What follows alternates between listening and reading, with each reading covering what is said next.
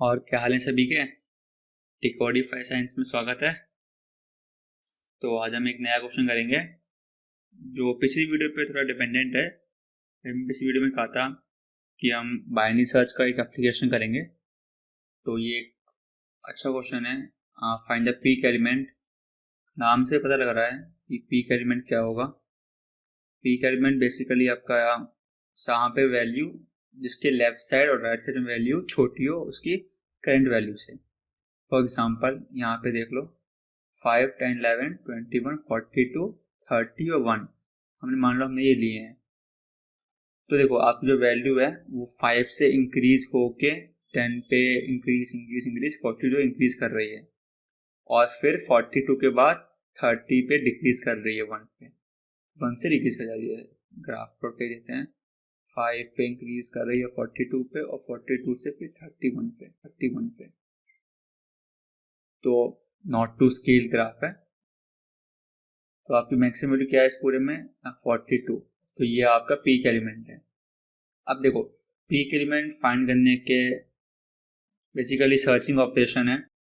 Searching दो ही पढ़ते हैं, लीनियर या बाइनरी। अब आपको देखना है कि लीनियर सर्च अगर लगाएंगे तो बहुत आसानी से हो जाएगा। सिंपल क्या करना है 5, वैसे तो 5 नहीं होना, कोई भी क्वेश्चन आपको ऐसा नहीं देगा।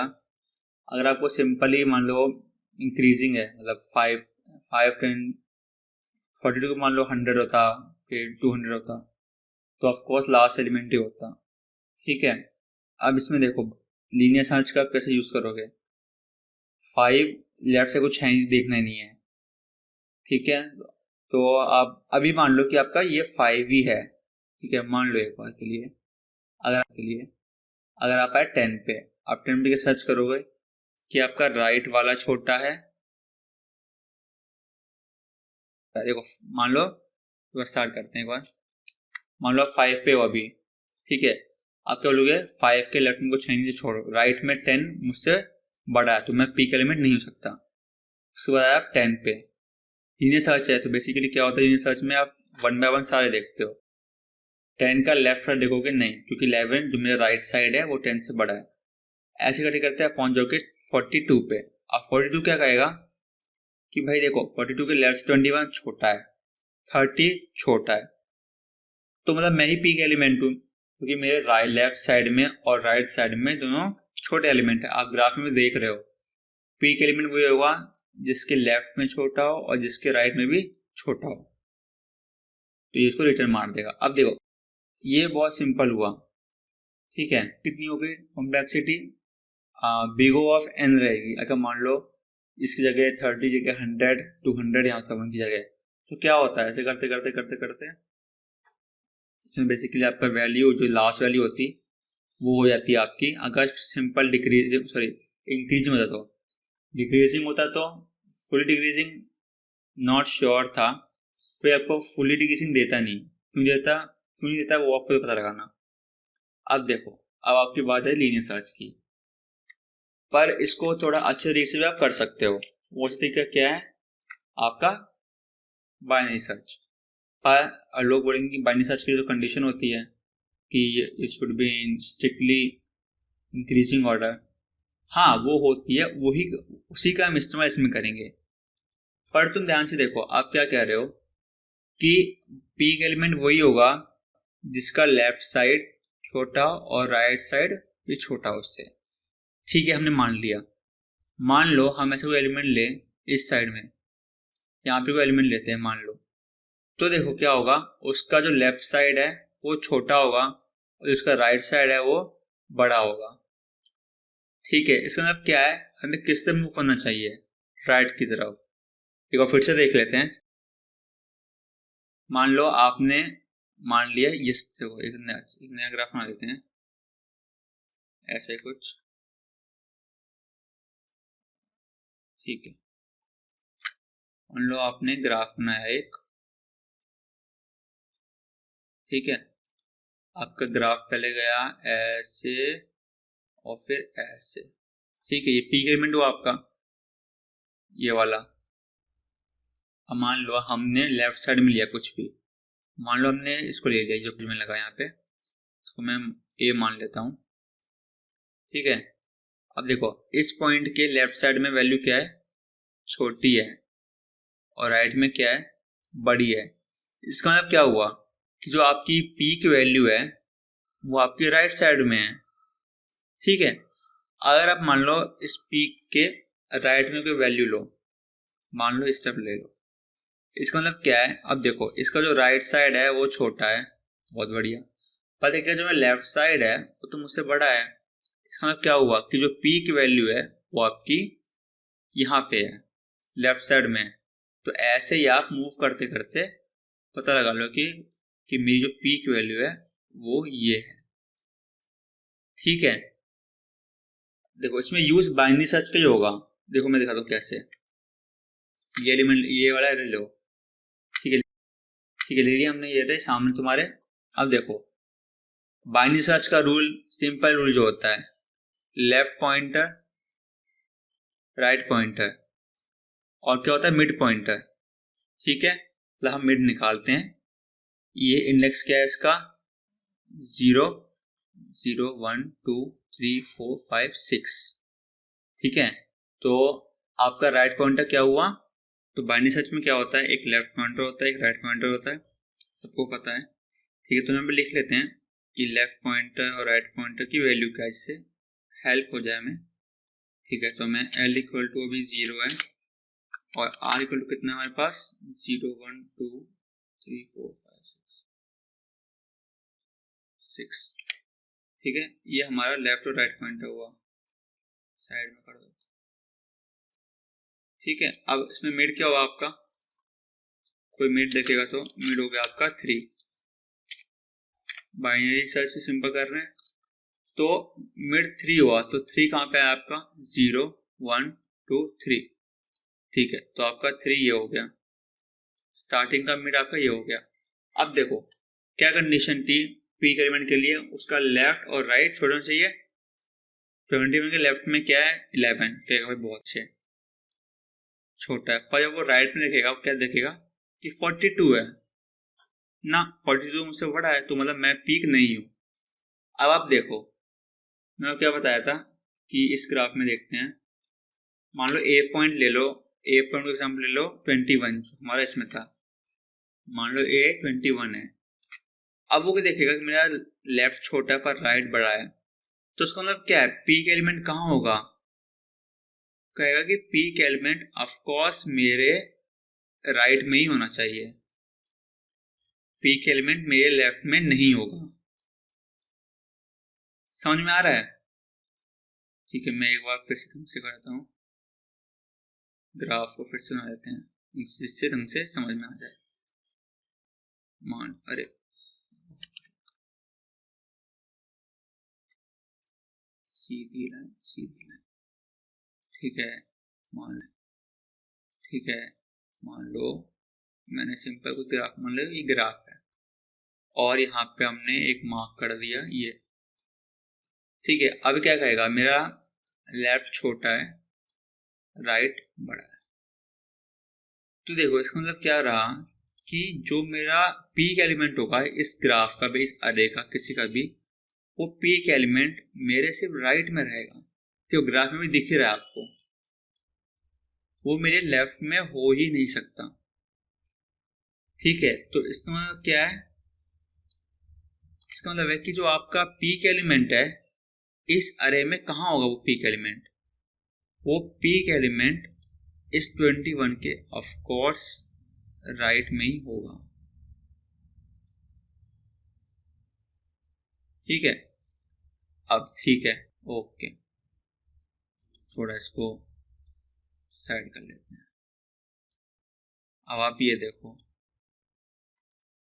तो आपका लेफ्ट क्या हो गया, अब मिड +1, बाइनरी सर्च, बिल्कुल बाइनरी सर्च है, तो आपका ये लेफ्ट हो गया। बॉक्स में लिख लेते हैं कि आपका नया लेफ्ट क्या है। अब आइट्रेशन नंबर 2 जब होगा, मान लो मैंने यहाँ पे नंबर 1 लिख दिया, नंबर 2 है 30, एल इक्वल टू कितना हुआ आपका 4 हुआ, आर इक्वल टू कितना हुआ, आर का आर 6 रहा पहले वाला, यहाँ पे मिड कितना हो गया 5। ठीक है, बहुत ठीक है, बहुत अच्छे। अब 5 फिफ्थ एलिमेंट कौन सा हुआ आपका 30। अभी क्या कहेगा कि मेरा राइट छोटा है, अरे वाह अच्छी चीज बात है, और जो मेरा लेफ्ट है वो मुझसे बड़ा है। इसका मतलब क्या है कि मैं पीक एलिमेंट नहीं हूं, वो ये कहेगा। आपको ग्राफ में भी मैं दिखाई देता हूं। मान लो आपका एलिमेंट इस तरफ होता, ये केस चल रहा है, आपका ये 42 है, आपका 30 ये है। देखो इस केस में 42 30 मान लिया, वो राइट साइड क्या कहेगा कि छोटा है और लेफ्ट साइड मुझसे बड़ा है। इसका मतलब क्या है कि जो पीक एलिमेंट है वो मेरे लेफ्ट साइड में है, उसको हटा देते हैं। ठीक है, क्या कहेगा मेरे लेफ्ट साइड में है। तो इसका मतलब क्या है, आपका जो ग्राफ है उसका एरिया कन्वर्स करता जाएगा इस तरह में। तो आपका जो ग्राफ है वो क्या कहेगा कि भाई जो पीक एलिमेंट है वो इस एरिया में है, इस एरिया में। ठीक है, अब यही चीज हम इसमें यूज करेंगे। अब 30 पे हमारा पीक एलिमेंट नहीं था, इसका मतलब क्या है हमारे इस साइड में है, तो एक ही एलिमेंट बचता है। इसमें एक एलिमेंट है, आपको दूसरा ट्राई करना, दूसरा एलिमेंट होगा ये 42 वाला कंपार्टमेंट। ठीक है, अब इसको मिटा देते हैं, ये लेफ्ट आर है। आपका आर क्या हुआ, मिड -1 होता है आपका आर, तो यही आपका आर हो गया। ओके, अब आप ये देखो, आपका थर्ड आइटरेशन में लेफ्ट क्या होगा, L = 4 रहा आपका, R = 4 रहा आपका, और जो मिड है वो भी आपका क्या होगा फर्स्ट 4 होगा। आप कौन सा एलिमेंट 4 है आपका, वो है 42। ठीक है, अब 42 आपका वो एलिमेंट है ये वाला। अब वो क्या कहेगा कि मेरे लेफ्ट में भी छोटा है, मेरे राइट में भी छोटा एलिमेंट है। बहुत अच्छे, तो मतलब क्या मैं ही पीक एलिमेंट हूं, और ये वाला इंडेक्स रिटर्न हो जाएगा सिस्टम को, रिटर्न इंडेक्स 4। ठीक है, अब देखो ये तो था, अगर नहीं आया तो कोड जब मैं लिखूंगा तो तब और समझा दूंगा। अब देखो बात क्या हुई, ये तो था एक जनरल टाइप का अरे। ठीक है, अब मान लो कोई खुराफाती एग्जामिनर रहा इंटरव्यू के टाइम, किसी भी टाइम क्वेश्चन ऐसा रहा जहां पे आपका फुल इंक्रीजिंग अरे हो या फुल डिक्रीजिंग अरे, मतलब स्ट्रिक्ट इंक्रीजिंग या स्ट्रिक्ट डिक्रीजिंग, तो उसके लिए आप क्या करोगे। मान लो ये कितना होता 5 10 11। ठीक है, एक बार मैं नया अरे बना लेता हूं, आप थोड़ा वेट करो।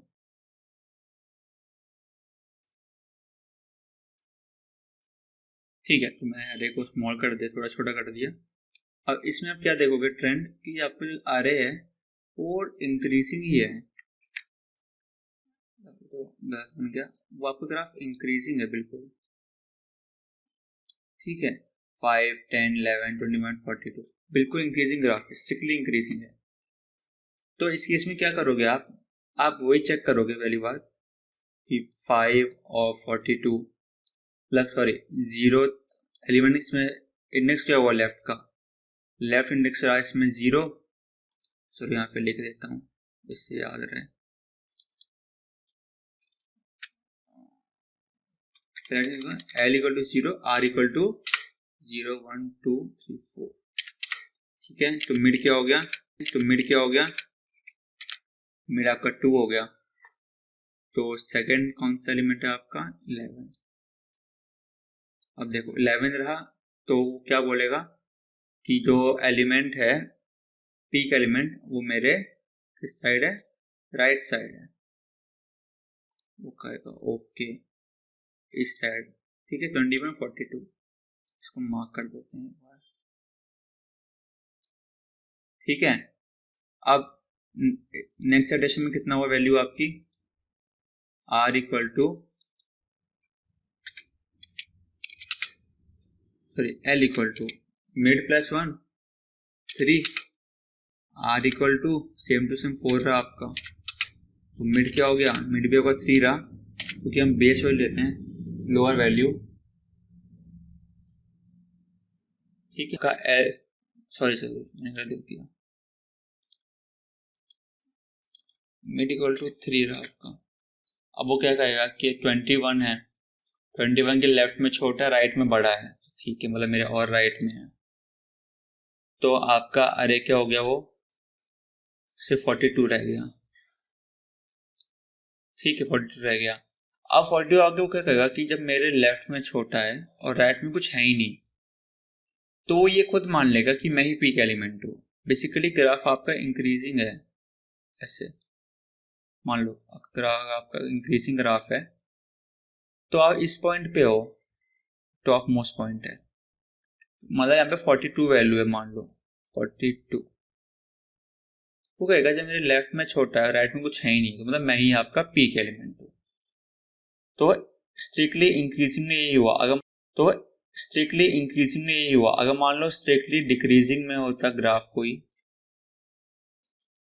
तो जो आपका टॉप मोस्ट वैल्यू है वही आपका क्या होता, पीक एलिमेंट। डिक्रीजिंग में क्या केस है, ठीक है, ये रहा आपका फाइंड द पीक एलिमेंट का क्वेश्चन। तो हम आगे कोड लिखेंगे, इसका कोड में आपको और अच्छा समझ में आ जाएगा। आप कोई डाउट हुआ तो आप पूछ लेना कमेंट्स में। चलो कोड लिख, तो हम कोड लिखते चालू करते हैं। कोड लिखना पहले की कुछ लाइन सिंपल हैं, मतलब आपने साइज दिया एरे का, एरे लिया है, अब सिंपल हमें एक डिक्लेयर करेंगे फंक्शन कि ये जो फंक्शन है आपको इंडेक्स रिटर्न करेगा। कौन सा इंडेक्स, आपके पीक एलिमेंट का इंडेक्स। पैरामीटर्स वही होंगे, अरे स्टार्टिंग इंडेक्स, एंडिंग इंडेक्स और एन क्यों होगा, मतलब अगर फुल्ली इंक्रीजिंग फंक्शन हो, अरे हो स्ट्रिक्टली इंक्रीजिंग, तो उसके लिए आपको हेल्प कर देगा वो। तो अब हम फंक्शन डिक्लेयर करेंगे, फिर डिफाइन करेंगे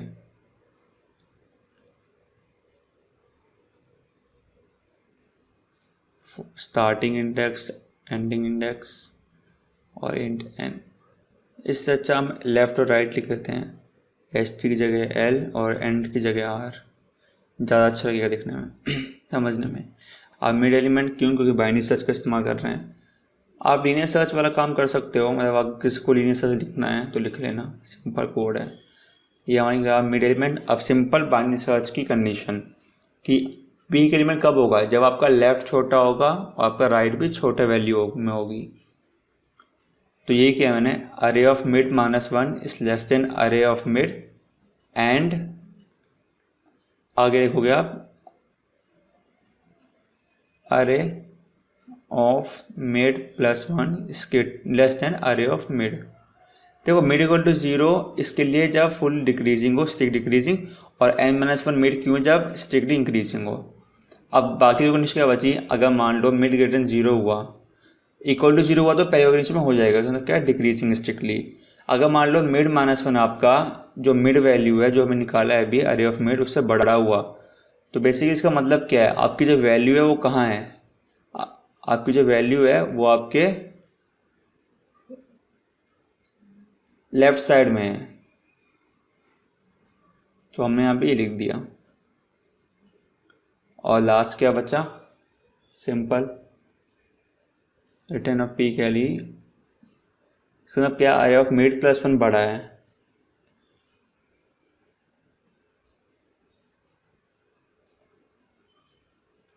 अब बिना गलती के तो कोड बोलने वाला ना, गलती जो बहुत जरूरी है,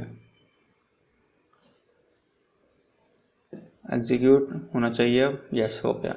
आप कोई भी सिंपल ले लो, 5 1 4 6 3, ये देखो थर्ड एलिमेंट मतलब 33 वाला आपका क्या हुआ, पीक एलिमेंट हुआ। तो अगर आपको कोई दिक्कत हो इस क्वेश्चन में तो लिख सकते हो कमेंट्स में, मैं ट्राई करूँगा सॉल्व करने की। और चलिए अगले हम पार्ट में करेंगे, एक और नया टॉपिक ढूंढेंगे और फिर मैं उसको एक्सप्लेन करूँगा, उसके ऊपर एक क्वेश्चन सॉल्व करेंगे। मोस्टली इंटरव्यू क्वेश्चन ही होगा क्योंकि वही अच्छे मिलते हैं। तो चलो जब तक बाय बाय।